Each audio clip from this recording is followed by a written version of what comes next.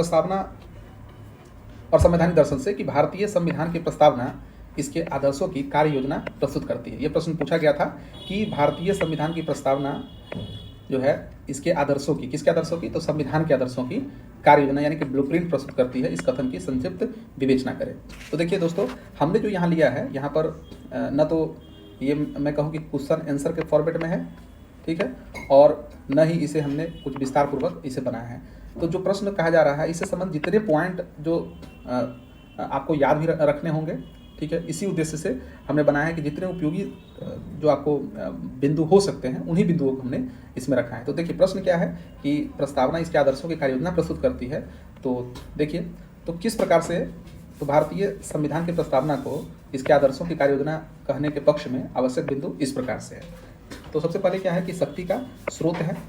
आप जब प्रस्तावना पढ़ते हैं तो उसमें सबसे पहले यही लिखा रहता है कि हम भारत के लोग, अर्थात यहाँ पर हम भारत के लोग यानी कि यही शक्ति का स्रोत है। तो हम भारत के लोग से प्रारंभ होकर यह स्पष्ट करती है कि संविधान और शासन की समस्त शक्तियों का अंतिम स्रोत जो है वो जनता है, ठीक है। एक तो ये है जो क्या है कि इसके लोकतांत्रिक दर्शन का मूल आधार है। तो सबसे पहली बात तो यह है कि शक्ति का स्रोत है प्रस्तावना। दूसरी बात देखें तो राज्य की प्रकृति का यह निर्धारण करती है। जब प्रस्तावना पढ़ेंगे तो उसमें क्या लिखा रहता है कि यह भारत को एक संपूर्ण प्रभुत्व संपन्न समाजवादी पंथ निरपेक्ष लोकतंत्रात्मक गणराज्य घोषित करती है। यानी कि राज्य किस प्रकार का है इस बात की यह घोषणा करती है। यही वह खाका है जिस पर संपूर्ण शासन प्रणाली और संस्थाएं खड़ी हैं, ठीक है। तो यह है राज्य की प्रकृति का निर्धारण करती है। तीसरा यह है कि न्याय का आदर्श है, यानी कि यह क्या करता है कि सामाजिक, आर्थिक और राजनीतिक न्याय की स्थापना का लक्ष्य तय करती है। और इसे हम लोग देखें कि भाग 4 में राज्य के जो नीति निर्देशक तत्व हैं इसी को धरातल पर उतारने की विस्तृत कार्य योजना है। इसके अलावा देखें तो स्वतंत्रता की गारंटी दी गई है। प्रस्तावना क्या करता है कि विचार, अभिव्यक्ति, विश्वास, धर्म और उपासना की स्वतंत्रता का दर्शन प्रस्तुत करती है, जिसे संविधान के भाग 3 यानी कि मौलिक अधिकारों में विशेषकर अनुच्छेद 19 और 25 से 28 के माध्यम से सुनिश्चित किया गया है। समता के सिद्धांत को बताता है यहाँ पर प्रस्तावना। यह प्रतिष्ठा और अवसर की समता का आदर्श रखती है, जिसे मौलिक अधिकारों यानी कि 14 से लेकर 18 में कानूनी रूप दिया गया है।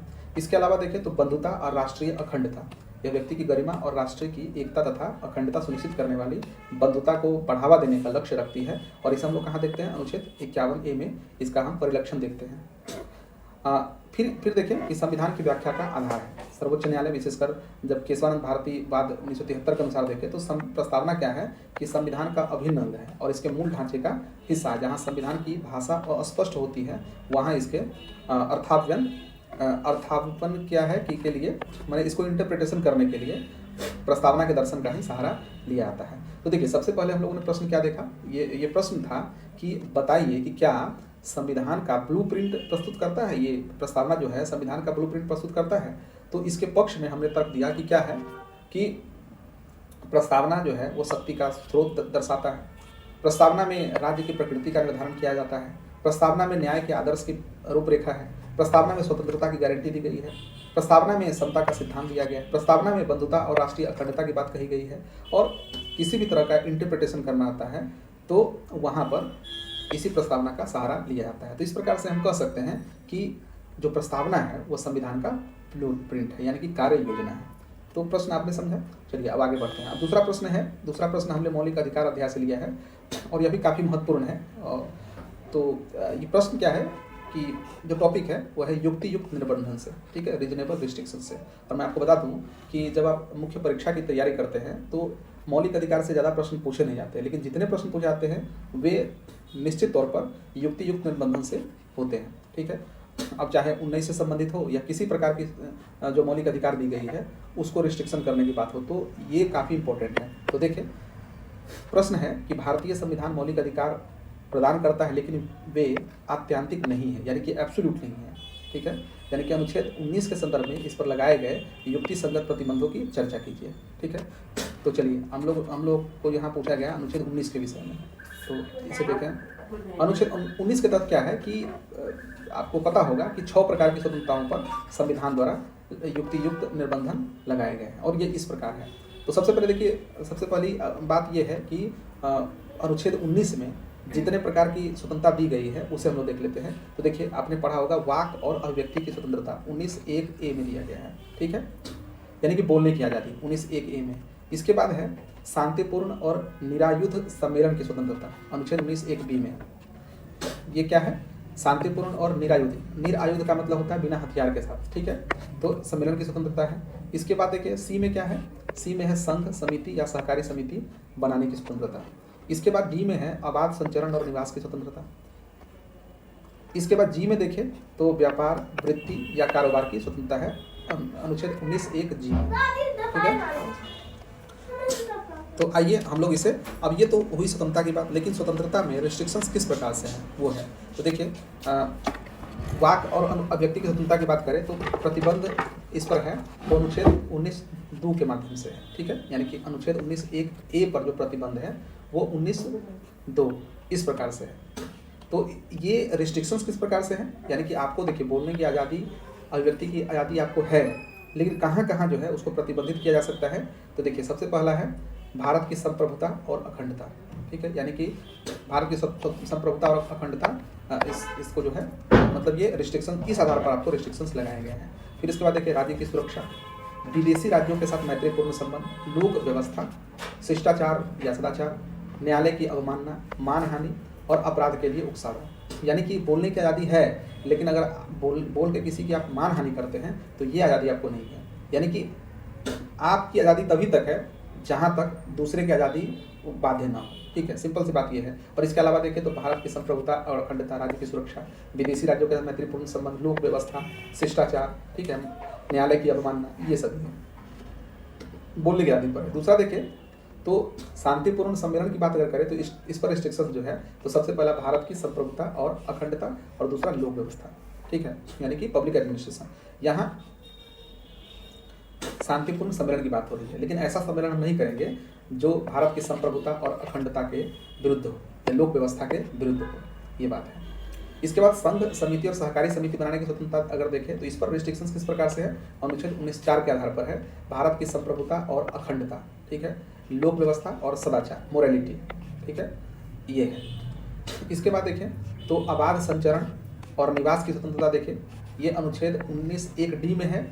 और निवास की देखिए ये संचरण की स्वतंत्रता है और निवास की स्वतंत्रता है ई में, ठीक है, ये आप ध्यान दीजिएगा। आबाद, संचरण यानी घूमने की आज़ादी जो है वो आपको 19(1)(d) में दी गई है और निवास करने की जो स्वतंत्रता है वो 19(1)(e) में दी गई है।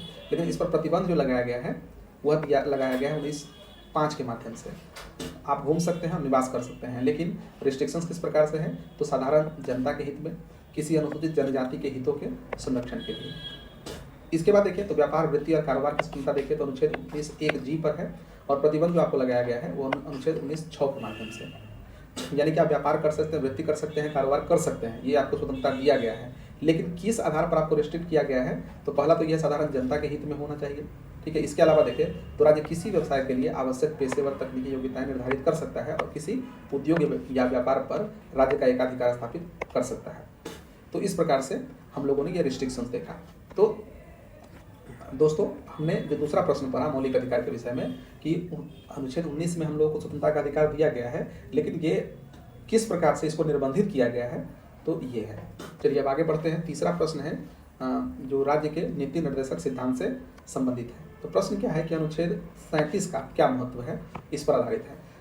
तो प्रश्न है कि यद्यपि नीति निर्देशक तत्व न्यायालय द्वारा प्रवर्तनीय नहीं है, ठीक है, तो जानते ही आप कि ये इन्फोर्सेबल नहीं है, फिर भी अनुच्छेद 37 उन्हें देश के शासन में मूलभूत घोषित करता है। इसका व्यावहारिक अर्थ क्या है, प्रश्न ये है। आप समझे, देखिए आपको पता होगा कि डीपीएसपी जो है वो इन्फोर्सेबल नहीं है, लेकिन फिर भी अगर देखा जाए तो अनुच्छेद 37 जो है उसे देश के शासन में मूलभूत घोषित किया गया है। और कैसे किया गया है, इसका व्यवहारिक अर्थ क्या है, प्रश्न ये है, ठीक है। तो आइए हम लोग इसका उत्तर देखें। तो देखिए अनुच्छेद 37 के तहत डीपीएसपी को देश के शासन में मूलभूत घोषित करने के व्यवहारिक अर्थ जो है वो इस प्रकार से है, ठीक है। किस प्रकार से, तो सबसे पहला है कि विधि निर्माण का अनिवार्य आधार, यानी कानून जब बनता है तो यह अनुच्छेद 37 देखा जाता है। और तो क्या करने के लिए इसमें नीतियाँ, योजनाएं और कानून बनाते समय इन सिद्धांतों को दिशा निर्देश के रूप में अपनाना राज्य, विधायिका और कार्यपालिका का प्राथमिक और नैतिक कर्तव्य है, ठीक है। तो ये है। दूसरा देखें तो कल्याणकारी राज्य की स्थापना, यह राज्य को महज पुलिस राज्य से आगे बढ़ाकर सामाजिक और आर्थिक न्याय सुनिश्चित करने वाले राज्य के रूप में स्थापित करता है। तो दूसरा ये देखिए दो बातें हुई। तीसरा बात देखिए तो जनता के प्रति राजनीतिक जवाबदेही यहाँ पर तय की जाती है इसके माध्यम से। तो न्यायालय द्वारा प्रवर्तनीय न होने पर भी लोकतांत्रिक व्यवस्था में सरकारें अंतिम रूप से जनता के प्रति उत्तरदायी होती है। चुनाव के समय मतदाता इन्हीं आदर्शों की कसौटी पर सरकार के प्रदर्शन का मूल्यांकन करते हैं। और इसके अलावा देखें तो न्यायिक समीक्षा में सहायक उपकरण है। सर्वोच्च न्यायालय किसी कानून की संवैधानिक वैधता और तर्क संगतता का परीक्षण करते समय विशेषकर अनुच्छेद 14 और 19 के संदर्भ में इन तत्वों को वैध और प्रमाणिक मानता है। ठीक है, तो ये है। इसके अलावा देखें तो सामाजिक आर्थिक लोकतंत्र का खाका है। यह केवल राजनीतिक स्वतंत्रता तक सीमित न रहकर वास्तविक सामाजिक और आर्थिक लोकतंत्र की स्थापना के लिए एक स्पष्ट राष्ट्रीय लक्ष्य को निर्धारित करता है। तो प्रश्न आपने समझा कि देखिए 37 न्यायालय द्वारा अनुच्छेद 37 जो है वो न्यायालय द्वारा इन्फोर्सेबल नहीं है, लेकिन नहीं होने के बाद भी इसका क्या उपयोग है, इसका क्या व्यवहारिक उपयोग है, उसके बारे में देख रहे थे। तो व्यवहारिक उपयोग किस प्रकार से है, तो देखिए जब विधि निर्माण की जाती है तो उसमें यह जो है अनुच्छेद 37 को देखा जाता है कल्याणकारी राज्य की स्थापना करने के लिए, जनता के प्रति राजनीतिक जवाबदेही के लिए, ठीक है, न्यायिक समीक्षा में सहायक उपकरण है ये, ठीक है, और सामाजिक आर्थिक लोकतंत्र का खाका खींचने में ये सहायता करता है। चलिए तो आगे बढ़ते हैं। अगला टॉपिक है विधायिका से। ठीक है, तो विधायिका से हम देखें तो प्रश्न क्या है कि भारतीय संविधान की संशोधन प्रक्रिया को कठोरता और लचीलेपन का अनूठा मिश्रण क्यों कहा जाता है। ठीक है, ये 8 अंक का प्रश्न है, देखें तो 7-8 अंक का प्रश्न है। तो इसे देखें, प्रश्न क्या है कि भारतीय संविधान का जो संशोधन प्रक्रिया है वो कठोर भी है और लचीलापन भी है, दोनों का अनूठा मिश्रण है। तो ये किस प्रकार से है देखिए, तो देखिए हम इसके प्रावधान को देखें तो संविधान की संशोधन प्रक्रिया जो है वो कठोरता और लचीलेपन का मिश्रण है। इसके आधार इस प्रकार से हैं। तो सबसे पहले देखिए लचीलापन कहाँ हम लोग देखते हैं, जैसे कि साधारण बहुमत। अब जैसे कि बहुत सारी जो बातें होती है जो कि संशोधन के तहत है, उसको साधारण बहुमत से ही संशोधित कर लिया जाता है। तो इससे स्पष्ट होता है कि भारतीय संविधान जो है वो लचीलापन गुण रखता है। जैसे राज्यों के नाम को बदलना हो, सीमा परिवर्तन करना हो या नागरिकता जैसे छोटे मोटे प्रावधान हो, ठीक है, तो संसद सामान्य विधायी प्रक्रिया की तरह केवल साधारण बहुमत से बदल सकती है। साधारण बहुमत का मतलब क्या होता है कि जो भी है 50% से अधिक ये होना चाहिए, तो ये साधारण बहुमत है। इसके और कठोरता की बात देखिए तो भारतीय संविधान संशोधन की कठोरता का गुण भी लिए है। तो इसमें विशेष बहुमत की आवश्यकता होती है। अगर संविधान संशोधन करना हो कुछ मुद्दों पर तो उसमें संविधान संशोधन में कठोरता गुण दिखाता है और इसमें विशेष बहुमत की आवश्यकता होती है। विशेष बहुमत का मतलब ये हुआ कि कुल सदस्यों का बहुमत, ठीक है, प्लस उपस्थित और मतदान करने वालों का 2/3 जो है यह अनिवार्य है। ठीक है, ये 2/3 अनिवार्य रूप से होना चाहिए। तो कुछ विशेष मामलों जैसे कि आप देखें कि मौलिक अधिकार और नीति निर्देशक तत्वों में अगर संशोधन करना हो तो इस प्रकार से सहारा लिया जाता है विशेष बहुमत का। ठीक है, और अब देखिए कि अत्याधिक कठोरता भी देखी जाती है भारतीय संविधान की विशेषता के रूप में संशोधन प्रक्रिया को। तो इसमें कि राज्यों की सहमति भी आवश्यक हो जाती है। देखिए जहाँ पर संघीय ढांचों में बदलाव हो, जैसे कि राष्ट्रपति चुनाव हो, न्यायपालिका की बातें हों, केंद्र राज्य शक्तियों का विभाजन हो, तो इससे जुड़े जो प्रावधान होते हैं इसमें अगर संशोधन करना हो तो विशेष बहुमत की तो आवश्यकता होती ही है। साथ देखें तो कम से कम आधे राज्यों के विधानमंडलों का अनुसमर्थन जो है वो आवश्यक होता है। तो ये यहाँ पर अत्याधिक कठोरता को दर्शाता है। ठीक है, तो एक तरफ जहाँ देखें कि साधारण बहुमत यानी कि लचीलापन गुण दिखाया, फिर उसके बाद थोड़ा सा कठोर है कि विशेष बहुमत का गुण लिए हुआ है संशोधन की प्रक्रिया। इसके बाद जब देखें कि कुछ ऐसे प्रावधान हैं जहाँ पर संघीय ढांचे में कुछ परिवर्तन अगर हो या संघीय ढांचे से जुड़े हुए प्रावधान अगर संशोधित करना हो तो उसके लिए एक तो विशेष बहुमत की आवश्यकता होती है और प्लस कम से कम आधे राज्यों के विधानमंडलों का अनुसमर्थन भी आवश्यक है। एक तो ये है। मूल ढांचा सिद्धांत देखें तो क्या है, सर्वोच्च न्यायालय केशवानंद भारतीवाद 1973 के अनुसार देखें तो संसद संविधान के मूल ढांचे में संशोधन नहीं कर सकती, जो इसे एक वैचारिक कठोरता प्रदान करती है। तो क्या देखा आपने कि भारतीय संविधान के संशोधन की प्रक्रिया जो है वो कठोर भी है और इसमें लचीलापन का गुण भी है, यानी उसमें भी कठोरता में भी स्तर बने हुए हैं। एक तो कठोर है, एक है अत्याधिक कठोर, और मूल ढांचे का सिद्धांत है कि और कठोर है। तो ये चीज़ें हैं। मूल ढांचे का सिद्धांत तो ये कहता है कि आप परिवर्तन कर ही नहीं सकते हैं, तो ये चीज़ें हैं। चलिए अगला प्रश्न है संघीय और राज्य कार्यपालिका टॉपिक से। तो प्रश्न है कि भारत का राष्ट्रपति मात्र एक रबर स्टाम्प नहीं है, उन विशेष परिस्थितियों यानी कि हंग पार्लियामेंट या आदि की चर्चा कीजिए जहां राष्ट्रपति अपने स्वविवेक का प्रयोग कर प्रभावी भूमिका निभा सकता है। ठीक है, प्रश्न एक बार फिर से समझें कि भारत का जो राष्ट्रपति है वो एक रबर स्टाम्प नहीं है। तो कैसे नहीं है, अक्सर तो आलोचना की जाती है कि राष्ट्रपति का पद जो है रबर स्टाम्प की तरह है, लेकिन किन परिस्थितियों में यह रबर स्टाम्प की तरह नहीं है और किन परिस्थितियों में स्वविवेक का प्रयोग राष्ट्रपति कर सकते हैं, तो उसकी चर्चा करें, उसकी भूमिका की चर्चा करनी है। तो देखिए, भारत के राष्ट्रपति की रबर स्टाम्प से इतर प्रभावी भूमिका और स्वविवेक के प्रयोग की विशेष परिस्थितियाँ निम्नलिखित हैं। पहला क्या है, देखिए ये यहाँ पर हम लोग बात कर रहे हैं स्वविवेक की, ठीक है, यानी कि राष्ट्रपति की जो शक्ति है वह जो है संसदीय जो दायरे है उससे अलग किस प्रकार से है, किस प्रकार से जो मंत्रिमंडल है उससे अलग अपना एक अस्तित्व जो है यहाँ पर प्रकट करता है, उस स्थिति में है। तो देखिए विवेकाधीन शक्तियों में देखें तो इसमें है सबसे पहला त्रिशंकु संसद में प्रधानमंत्री की नियुक्ति, ठीक है। ऐसी स्थिति हो जब संसद क्या हो, हंग पार्लियामेंट हो, यानी त्रिशंकु संसद हो, यानी कि जब लोकसभा चुनाव में किसी भी दल या चुनाव पूर्व गठबंधन को स्पष्ट बहुमत प्राप्त न हो, तब राष्ट्रपति अपने विवेक से सबसे बड़े दल या गठबंधन के नेता को सरकार बनाने और सदन में विश्वास मत सिद्ध करने के लिए आमंत्रित करते हैं। तो एक तो ये कंडीशन है जहाँ पर स्वविवेक शक्ति का इस्तेमाल कर सकते हैं राष्ट्रपति।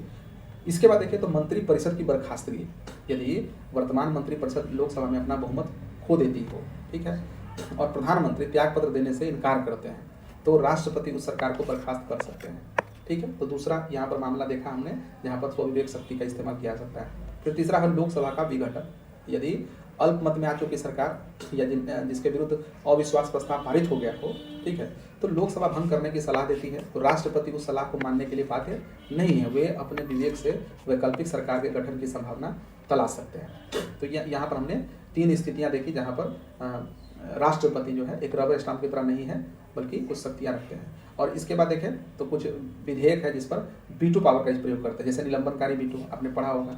अनुच्छेद 111 के तहत राष्ट्रपति धन विधेयक और संविधान संशोधन विधेयक को छोड़कर किसी भी साधारण विधेयक को संसद के पास पुनर्विचार के लिए लौटा सकता है, तो ये निलंबनकारी वीटो है। इसके बाद देखें एक होता है पॉकेट वीटो। संविधान में राष्ट्रपति द्वारा विधेयक पर स्वीकृति देने की कोई समय सीमा तय नहीं है, इसका लाभ उठाते हुए वे किसी विधेयक पर अनिश्चित काल तक निर्णय रोक सकते, जैसे कि 1986 में ज्ञानी जैल सिंह द्वारा भारतीय डाकघर संशोधन विधेयक पर ऐसा किया गया, यानी कि जेबी वीटो पॉकेट वीटो का इस्तेमाल किया गया।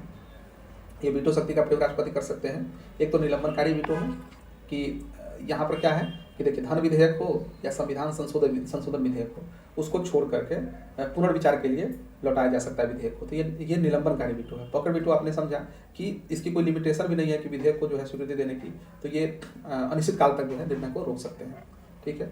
और एक जो विवेकाधीन शक्तियाँ हैं वह है सलाह को पुनर्विचार हेतु लौटाना, यानी कि अनुच्छेद 74(1) के तहत 44वें संविधान संशोधन के बाद से ऐसा हुआ था कि राष्ट्रपति मंत्रिपरिषद की किसी भी सलाह को एक बार पुनर्विचार के लिए वापस भेज सकता है या सरकार को किसी जल्दीबाजी या गलत निर्णय पर दोबारा सोचने को विवश करता है, ठीक है। तो ये है।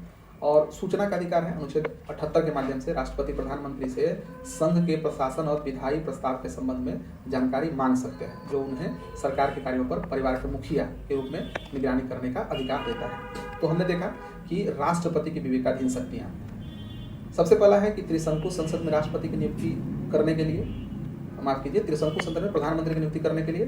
फिर उसके बाद है मंत्रिपरिषद की बर्खास्तगी के संबंध में, लोकसभा के विघटन के संबंध में, विधेयकों पर वीटो शक्ति का प्रयोग कर सकते हैं राष्ट्रपति।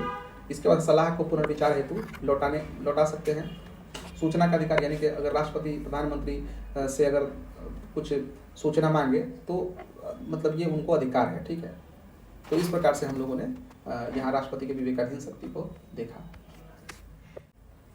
अब आगे है न्यायपालिका, ठीक है। तो न्यायपालिका में जो प्रश्न है इसमें है न्यायिक नियुक्ति में सुधार, के काफ़ी बार पूछा गया है और ये काफ़ी बर्निंग टॉपिक है, तो इसे देखें। प्रश्न है कि राष्ट्रीय न्यायिक नियुक्ति आयोग NJAC, ठीक है, नेशनल जुडिशियरी अपॉइंटमेंट कमीशन को सर्वोच्च न्यायालय ने किन आधारों पर निरस्त कर दिया था। वर्तमान परिप्रेक्ष्य में कॉलेजियम में सुधार के 2 उपाय सुझाएं। देखिए पिछली बार कॉलेजियम पूछा गया था 17वीं में, ठीक है, तो याद रखें न्यायपालिका से प्रश्न पूछा ही जाता है और ये काफ़ी महत्वपूर्ण है। तो देखिए इसमें देखें कि NJAC को निरस्त करने के प्रमुख आधार प्रश्न यही है कि क्यों निरस्त किया गया था, किन आधारों पर जो है NJAC को जो कमीशन है इसको निरस्त किया गया था। तो इसमें देखें चतुर्थ न्यायाधीशवाद 2015, मूल ढांचे यानी कि बेसिक स्ट्रक्चर का उल्लंघन। ये क्या है, सर्वोच्च न्यायालय ने स्पष्ट किया कि न्यायपालिका की स्वतंत्रता संविधान के मूल ढांचे का अभिन्न अंग है जिसे NJAC खंडित करता है, ठीक है। दूसरा देखें तो न्यायिक प्रधानता की समाप्ति, यानी कि न्यायाधीशों की नियुक्ति में भारत के मुख्य न्यायाधीश और वरिष्ठ न्यायाधीशों की राय सर्वोपरि होनी चाहिए, जबकि एनजेएसी में कानून मंत्री और 2 अन्य सदस्यों की उपस्थिति से यह प्रधानता समाप्त हो रही थी।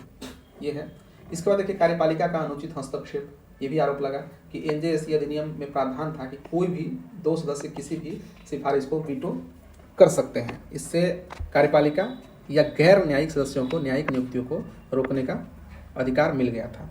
इसके बाद है प्रबुद्ध व्यक्तियों की अस्पष्टता। आयोग में शामिल किए जाने वाले 2 प्रबुद्ध व्यक्तियों के लिए कोई विशिष्ट विधिक या न्यायिक योग्यता निर्धारित नहीं की गई थी, जिससे राजनीतिक प्रभाव की प्रबल संभावना थी। ठीक है, इसे देखिए प्रश्न है कि एनजेएसी यानी कि राष्ट्रीय न्यायिक नियुक्ति आयोग है, इसको निरस्त क्यों कर दिया? सर्वोच्च न्यायालय किन आधारों पर निरस्त किया? तो सबसे पहला है आधार क्या थे, तो बताया गया कि मूल ढांचे का उल्लंघन किया जा रहा है, क्योंकि न्यायपालिका की स्वतंत्रता जो है वो बेसिक स्ट्रक्चर का पार्ट है जो कि एनजेएसी खंडित करता है। दूसरा ये देखिए न्यायिक प्रधानता की समाप्ति। न्यायाधीशों की नियुक्ति में भारत के मुख्य न्यायाधीश और वरिष्ठ न्यायाधीशों की राय जो है सर्वोपरि होनी चाहिए, जबकि एनजेएसी में कानून मंत्री और 2 अन्य सदस्यों की उपस्थिति से यह प्रधानता समाप्त हो रही थी। ठीक है, उसके बाद है कार्यपालिका का अनुचित हस्तक्षेप। एनजेएसी अधिनियम में प्रावधान था कि कोई भी 2 सदस्य किसी भी सिफारिश को वीटो कर सकता है। ठीक है, इससे क्या होता है कि कार्यपालिका या गैर न्यायिक सदस्यों को न्यायिक नियुक्तियों को रोकने का अधिकार मिल गया था। और उसके बाद एक जो लाइन लिखा हुआ था उसमें प्रबुद्ध व्यक्तियों या फिर एमिनेंट पर्सन कौन थे, इसकी अस्पष्टता थी। तो इस आधार पर जो है एनजेएसी को सर्वोच्च न्यायालय ने असंवैधानिक करार दे दिया। आगे बढ़ते हैं। इसी के साथ प्रश्न लगा हुआ था कॉलेजियम प्रणाली में सुधार के 2 आवश्यक उपाय बताइए। तो 2 आवश्यक उपाय में क्या है कि अस्थायी सचिवालय और पारदर्शिता। देखिए कॉलेजियम के कामकाज के लिए एक पूर्णकालिक अस्थायी सचिवालय की स्थापना की जानी चाहिए। साथ ही उम्मीदवारों के चयन या अस्वीकृति के वस्तुनिष्ठ कारणों को निजता के अधिकार का सम्मान करते हुए सार्वजनिक किया जाना चाहिए। तो एक तो ये है। इसके बाद है प्रक्रिया ज्ञापन का निर्धारण और मूल्यांकन के स्पष्ट मानदंड होने चाहिए, यानी सरकार और न्यायपालिका के बीच लंबित मेमोरेंडम ऑफ प्रोसीजर, ठीक है, को शीघ्र अंतिम रूप दिया जाना चाहिए। नियुक्ति के लिए केवल वरिष्ठता ही नहीं बल्कि सत्यनिष्ठा, योग्यता और सामाजिक विविधता को मापने के लिए स्पष्ट और पारदर्शी मापदंड विकसित किए जाने चाहिए। तो ये 2 उपाय है कॉलेजियम प्रणाली के सुधार के लिए 2 उपाय हैं। ठीक है, तो हमने प्रश्न देखा। प्रश्न था कि राष्ट्रीय न्यायिक नियुक्ति आयोग को सर्वोच्च न्यायालय ने किन आधारों पर निरस्त कर दिया, और इसके साथ ही था कि वर्तमान परिप्रेक्ष्य में कॉलेजियम में सुधार के 2 उपाय सुझाइए। अब अगला टॉपिक है, हम लोग देखने वाले हैं स्थानीय स्वशासन एवं बिहार। ठीक है, तो प्रश्न है कि 74वें संविधान संशोधन के आलोक में बिहार के शहरी स्थानीय निकाय यानी कि यूएलबीज में महिला जनप्रतिनिधियों के समक्ष आने वाली व्यवहारिक चुनौतियां जैसे कि पति पंचायत या मेयर पति सिंड्रोम की चर्चा करें। ठीक है, तो आइए देखते हैं।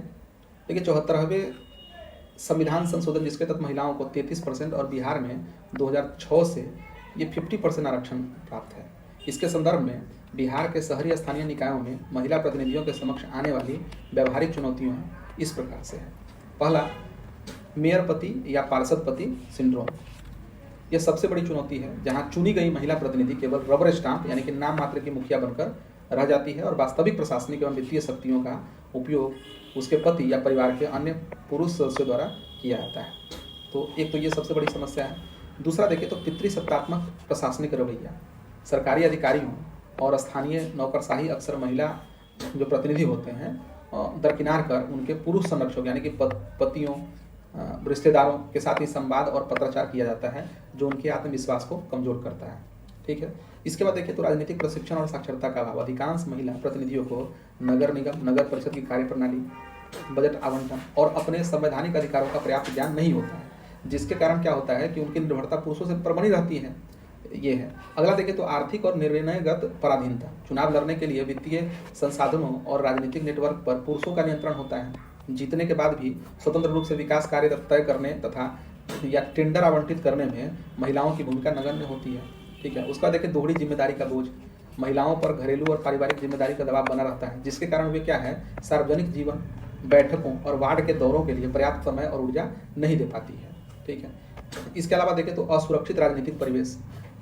स्थानीय राजनीति में बाहुबल, धन बल और चरित्र हनन की प्रवृत्तियों के कारण महिलाओं का स्वतंत्र रूप से राजनीतिक बैठकों या सार्वजनिक वार्ताओं में शामिल होना सामाजिक रूप से हतोत्साहित किया जाता है। ठीक है, तो ये सभी समस्याएं हैं। ठीक है, जो कि महिला जनप्रतिनिधियों के समक्ष आती है। ये शहरी स्थानीय निकायों की बात मैंने की। अगला प्रश्न है कि केंद्र राज्य संबंध और संघवाद। इसमें प्रश्न है कि भारतीय संविधान का ढांचा सामान्य काल में संघीय और आपातकाल में एकात्मक हो जाता है। उन प्रमुख अनुच्छेदों का उल्लेख करें जो केंद्र को राज्यों पर हावी बनाते हैं। ठीक है, तो देखिए इसे भारतीय संविधान में केंद्र को राज्यों पर हावी बनाने वाली जो अनुच्छेद है वो इस प्रकार से है। तो सबसे पहले देखें तो अनुच्छेद 3, ठीक है, राज्यों के अस्तित्व पर नियंत्रण। संसद साधारण बहुमत से किसी भी राज्य का नाम, क्षेत्र या सीमा परिवर्तित कर सकता है। भारत विनाशी राज्यों का अविनाशी संघ है। ठीक है, तो ये है एक तो अनुच्छेद 3 है। इसके बाद अनुच्छेद 200 और 201 देखें तो राज्यपाल द्वारा राज्य विधानमंडल के पारित विधेयकों को राष्ट्रपति के विचारार्थ आरक्षित करना, जिस पर केंद्र अनिश्चित काल के लिए वीटो कर सकता है। तो ये समस्या है, दूसरी बात है। तीसरा अनुच्छेद देखें तो अनुच्छेद 249 राज्य सूची पर विधायी शक्तियाँ। ठीक है, तो राज्यसभा द्वारा विशेष बहुमत से प्रस्ताव पारित करने पर संसद राष्ट्रीय हित में राज्य सूची के किसी भी विषय पर कानून बना सकती है। ठीक है, तो अनुच्छेद 249। अनुच्छेद 253 देखें तो अंतर्राष्ट्रीय कारणों को प्रभावी करना। अंतर्राष्ट्रीय संधियों को लागू करने के लिए संसद राज्य सूची के विषय पर बिना राज्यों की सहमति के कानून बना सकती है। ठीक है, इसके अलावा देखें तो अनुच्छेद 256 और 257 यानी कार्यकारी निर्देश। केंद्र सरकार राज्यों को केंद्रीय कानून के अनुपालन और संचार साधनों के रख रखाव हेतु बाध्यकारी निर्देश दे सकती है। अनुपालन न करने पर अनुच्छेद 365 के तहत राष्ट्रपति, अनुच्छेद 356, ठीक है, 356 के तहत जो है राष्ट्रपति शासन लगाया जा सकता है। इसके बाद देखिए तो अनुच्छेद 312 ऑल इंडिया सर्विस। राज्यसभा के प्रस्ताव पर नई अखिल भारतीय सेवा यानी कि IAS IPS आदि का सृजन, जिनके अधिकारी राज्यों के प्रमुख पदों पर रहकर भी अंतिम रूप से केंद्र सरकार के नियंत्रणाधीन होते हैं। ठीक है, तो ये सभी अनुच्छेद हैं जो कहीं ना कहीं राज्यों की शक्ति को कमजोर करते हैं। तो सबसे पहले हमने देखा अनुच्छेद 3, फिर अनुच्छेद 200, 201, अनुच्छेद 249, अनुच्छेद 253, अनुच्छेद 256, 257, अनुच्छेद 312। ठीक है, और आपातकालीन प्रावधान देखें तो पूर्णतः एकात्मक स्वरूप लिए है। ये प्रश्न का दूसरा भाग है। यहाँ पर देखिए कि ये तो हुआ कि कहाँ कहाँ राज्यों पर हावी है, और इसमें हम लोग देखते हैं कि आपातकाल में कैसे एकात्मक हो जाता है वो देखें। देखिए आपातकालीन प्रावधान में देखें तो अनुच्छेद 352 राष्ट्रीय आपातकाल की बात है। इसमें तो संसद को राज्य सूची के सभी विषयों पर कानून बनाने का अधिकार मिल जाता है और राज्य की कार्यपालिका पूर्णतः केंद्र के अधीन हो जाती है। 356 देखिए राष्ट्रपति शासन। तो संवैधानिक तंत्र की विफलता पर चुनी हुई राज्य सरकार की बर्खास्तगी और राज्य की विधायी शक्तियों का संसद द्वारा अधिग्रहण, ये अनुच्छेद 356 में है। फिर 360 में देखें तो वित्तीय आपातकाल। राज्यों के वित्तीय मामलों पर केंद्र का पूर्ण नियंत्रण हो आता है, जिसमें राज्य के धन विधेयकों को आरक्षित करना और कर्मचारी के वेतन में कटौती शामिल है। तो इस प्रकार से हम लोगों ने ये केंद्र राज्य संबंध से संबंधित जो प्रश्न है इसमें देखा कि भारतीय संविधान का ढांचा सामान्य काल में संघीय होता है और आपातकाल में एकात्मक हो जाता है। उन अनुच्छेदों का उल्लेख हमने किया जो केंद्र को राज्यों पर हावी बनाते हैं। आगे प्रश्न है राज्यपाल से। ठीक है, तो राज्यपाल को हमने एक अलग से टॉपिक रखा है। राज्य जो कार्यपालिका को अलग किया है और ये राज्यपाल को अलग किया, क्योंकि राज्यपाल से अक्सर प्रश्न जो है वो पूछे जाते हैं और अक्सर चर्चा में रहने वाला ये पद है, तो ये इससे जो है काफ़ी संभावना बन जाती है प्रश्न पूछने की। तो प्रश्न क्या है कि भारतीय संघीय व्यवस्था में राज्यपाल को केंद्र और राज्य की बीच की कड़ी क्यों कहा जाता है, इसके दो प्रमुख कारण बताइए। देखिए, भारतीय संघीय व्यवस्था में राज्यपाल को केंद्र और राज्य के बीच की कड़ी कहे जाने के दो प्रमुख कारण इस प्रकार से हैं। तो पहला तो यह है कि केंद्र के प्रतिनिधि के रूप में नियुक्ति और जवाबदेही। ठीक है, अनुच्छेद 155 और 156। राज्यपाल की नियुक्ति सीधे राष्ट्रपति केंद्रीय मंत्रिपरिषद की सलाह पर करते हैं और वह राष्ट्रपति के प्रसाद पर्यंत पद धारण करता है। इसका मुख्य उद्देश्य यह सुनिश्चित करना है कि राज्य का प्रशासन संविधान के प्रावधानों के अनुरूप चले, जिससे वह राज्य में केंद्र के पर्यवेक्षक यानी कि आंख और कान के रूप में कार्य करता है। ठीक है, और दूसरा देखें तो विधेयकों को आरक्षित करना और संवैधानिक रिपोर्टिंग यानी अनुच्छेद 200 और 356। अनुच्छेद 200 के तहत राज्यपाल राज्य विधान मंडल द्वारा पारित कुछ महत्वपूर्ण विधेयकों को राष्ट्रपति की स्वीकृति के लिए सुरक्षित रख सकता है। इसके अलावा राज्य में संवैधानिक तंत्र विफल होने पर वह 356 अनुच्छेद 356 के तहत राष्ट्रपति शासन लगाने की आधिकारिक रिपोर्ट सीधे केंद्र को सौंपता है। ठीक है, तो ये प्रश्न था। हमने देखा कि दो प्रमुख कारण बताना था कि किस प्रकार से केंद्र और राज्यों के बीच की कड़ी है भारतीय संघीय व्यवस्था में राज्यपाल का पद। अब आगे प्रश्न देखते हैं। 10वां प्रश्न है कि 50% सीमा का विवाद ये टॉपिक है। और प्रश्न है कि क्या ईडब्ल्यूएस आरक्षण और बिहार सरकार द्वारा हाल ही में आरक्षण सीमा को बढ़ाकर 65% किया जाना इंदिरा साहनी वाद के निर्णयों का उल्लंघन है या नहीं।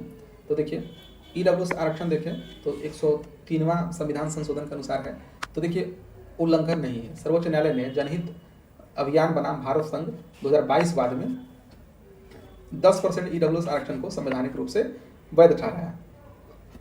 तो इसके लिए संवैधानिक तर्क क्या दिए गए, तो न्यायालय के अनुसार इंदिरा साहनी वाद 1992 की 50% आरक्षण की जो सीमा है केवल सामाजिक और शैक्षणिक रूप से पिछड़े वर्गों के लिए है, ठीक है, यानी कि SC ST और OBC के लिए अनुच्छेद 15(4), 16(4) पर लागू होती है।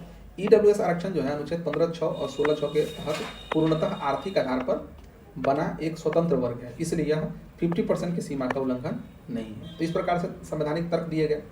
अब अगला जो है वो बिहार सरकार का 65% आरक्षण जो जातिगत जनगणना के बाद जो बढ़ाया गया था उसके बारे में है। तो उल्लंघन माना गया।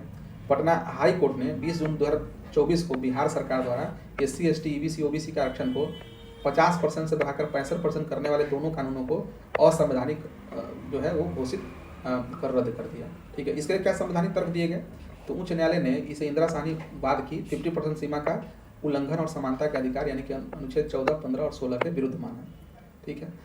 असाधारण परिस्थितियों का अभाव, इंदिरा साहनीवाद में 50% सीमा को पार करने की छूट केवल असाधारण परिस्थितियों यानी कि दूरस्थ या मुख्य धारा से कटे क्षेत्रों में दी गई थी। न्यायालय ने स्पष्ट किया कि केवल जातिगत जनगणना के आधार पर आबादी के अनुपात में आरक्षण बढ़ाना कोई असाधारण परिस्थिति नहीं है। वर्तमान स्थिति देखें तो सर्वोच्च न्यायालय ने जुलाई 2024 में पटना उच्च न्यायालय के फैसले पर अंतरिम रोक लगाने से इनकार कर दिया। अतः वर्तमान में बिहार में ये 65% आरक्षण जो है वो लागू नहीं है और अंतिम निर्णय हेतु मामला जो है वो अभी विचाराधीन है, ठीक है।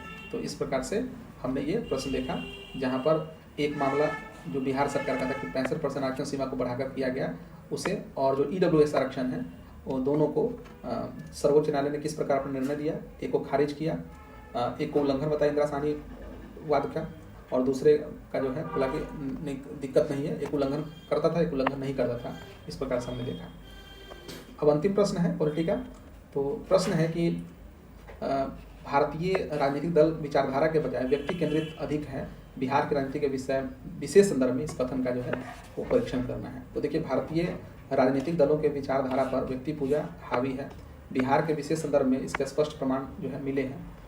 देखिए जैसे जदयू पार्टी को देखिए तो पार्टी की नीतियाँ, दिशा और बार बार गठबंधन बदलने के निर्णय किसी स्थिर विचारधारा के बजाय पूरी तरह से नीतीश कुमार का राजनीतिक अस्तित्व और उसके नेतृत्व पर निर्भर है।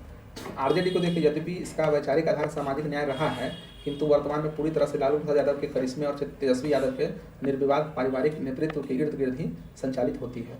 लोजपा का विभाजन देखें तो रामविलास पासवान द्वारा स्थापित यह दल दलित उत्थान के विचारधारा से भटक कर पूर्णतः पारिवारिक उत्तराधिकार और चिराग पासवान बनाम पशुपति पारस के व्यक्ति वर्चस्व की लड़ाई में बट गया है। क्षेत्रीय जो दल है इसकी हालत देखें तो विकासशील इंसान पार्टी VIP और हिंदुस्तानी आवाम मोर्चा यानी कि हम जैसे छोटे दल भी किसी ठोस वैचारिक धरातल के बजाय क्रमशः मुकेश सहनी और जीतन राम मांझी के व्यक्तिगत राजनीतिक हितों और चुनावी सौदेबाजी पर टिके हैं, ठीक है। तो इस प्रकार से हम लोगों ने ये देखा और व्यवहारिक परिणाम देखें तो विचारधारा के गौण होने के कारण ही बिहार में रातों रात अवसरवादी गठबंधन बनना, वैचारिक विरोधियों के साथ सत्ता साझा करना और राजनीतिक दलों में आंतरिक लोकतंत्र का पूर्ण अभाव एक सामान्य बात हो गई है।